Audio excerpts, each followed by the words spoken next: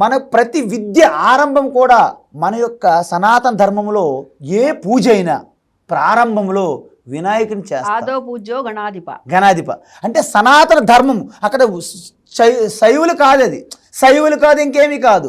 సనాతన ధర్మానికి ప్రథమ పూజ గణపతి. అలాంటి గణపతి మీద అవాకులు చవాకులు పలికినటువంటి ఆ చిల్లరి మాటల వలన చాలా తప్పుడు సమాజం. ఆ గణపతి మీద ఆయన మీద బొద్దంకి పాకుతుంటే ఆయనే తీసుకోలేకపోయాడు. ఇప్పుడు విషయం సమాజానికి భక్తులకి ఇప్పుడు గణపతికి నా మీద బొద్దుంకని ఎందుకు తెలుస్తుంది? గణపతి అండపిండ బ్రహ్మాండం మీద గణపతే కదా. త్వమేవ తత్వమసి, త్వమేవ ధర్తాసి, త్వమేవ కర్తాసి. అంటే మొత్తము గణపతి అథర్వ శీర్షోపనిషత్తు ఉంది కదా. గణపతి అంటే కేవలం శివపార్వతి పుత్రుడు కాదు కదా, పరమాత్మే కదా. కాబట్టి పరమాత్మలో బొద్దింక ఎక్కడ ఉంది, నువ్వే ఎక్కడ ఉన్నావు? నువ్వు బొద్దింక అంతా గణపతిలోనే ఉన్నారు కదా. గణపతికి వేరే ఉంటే కదా. ఇప్పుడు అహం బ్రహ్మాస్మి అంటే ఇంక అంత బ్రహ్మమయం జగత్ అయినప్పుడు నువ్వు నేనుంటే బ్రహ్మ ఎందుకు అవుతుంది? కాబట్టి గణపతికి బొద్దింక అన్న అంటే నీ దృష్టి లోపం అది. ఇప్పుడు చూడండి, ఏదైనా మూర్తిగా చేస్తే ఏ మూర్తి మీద అయినా బొద్దింక ఏదో తీసుకుంటారు. ఇప్పుడు అనంత పద్మనాభం ఉన్నారు, నువ్వు అక్కడ కట్టిన ఒక పెద్ద విగ్రహాలు ఈ మధ్యకాలంలో. ఏ విగ్రహం మీదైనా చీమ కానీ బొద్దింక పడితే విగ్రహాలు ఎందుకు తీసుకుంటే అలాగే విగ్రహాలు కదిలిపోతాయి కదా. అది ఎంత మూర్ఖత్వం అంటే. ఇంకొకటి, ఇప్పుడు శివ అంటే ఏంటి? శివలింగం అంటే ఏంటి? శివలింగం అంటే అర్థం చేసుకోవట్లేదు. ఈ లింగం అంటే లింగ్యతే అనేనయితి లింగ, లింగ్యతే అనేనీతి లింగ అంటే ఏ లింగం అయితే శివుని తీసుకెళ్తుందో, దర్శింపజేస్తుందో, శివుని చూపెట్టడానికి ఏదైతే నీకు ఒక గుర్తు ఉపయోగపడుతుందో దాన్నే శివలింగం. ఇప్పుడు సన్యాసి లింగం ఏంటి?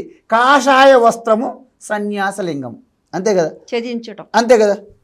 అంటే ఇప్పుడు సాలగ్రామం ఉంది, సాలగ్రామం ఉంటుంది కదా, రాయిలు, దాన్ని విష్ణులింగం అంటారు. పంచాయతీలలో ఉంటుంది విష్ణులింగం, అది విష్ణులింగం సాలగ్రామ. మరి శిలాఖండం శివలింగం. సో శివలింగం అంటే శివతత్వాన్ని అందుకే ఆ యొక్క లింగములో ఆ యొక్క శివలింగములో బ్రహ్మాండం అంతా ఉంటుంది. అందుకే బ్రహ్మాండానికి ప్రతీకగా శివలింగం పూజిస్తాం మనం. అందుకే చూడండి, రామాయణం మహాభారతం ఎక్కడైనా సరే మనకి ఏదైనా శక్తి కావాలన్నా, ఎటువంటి యుద్ధమైనా హరహర మహాదేవ్ అంటారు తప్ప ఓం నమో నారాయణాయ్, ఓం నమో నారాయణాయ్ అనరు. ఎందుకు? హరహర మహాదేవ్ అనేది ఒక అధర్మపైన యుద్ధము అని అర్థం. అందుకే చిన్నప్పుడు మేము చదువుకునేటప్పుడు, చిన్నపిల్లప్పుడు, వంకాయ వంటి కూరయు పంకజముఖి సీత వంటి భామామణియున్, శంకరును వంటి దైవము లంకాదిపి వైరి వంటి రాజును గలడే అని పద్యాలు ఉండేవి. అంటే అర్థం ఏంటి?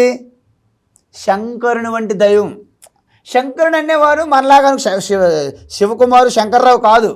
శంకర్కి అసలు ఆది అంతం లేనటువంటి అనాది సనాతనుడు. అంటే శుభము, కరుడు అంటే కలుగజేసేవాడు. శంభు కరోతి, శంకర శుభం కరోతి. సో నేనేమంటున్నానంటే శివ అనేది నువ్వు అనుకునేది కాదు.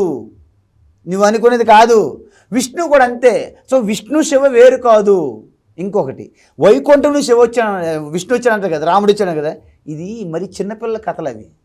కొంచెం పెద్దకెళ్ళి మనం ఆలోచించాలి తత్వం.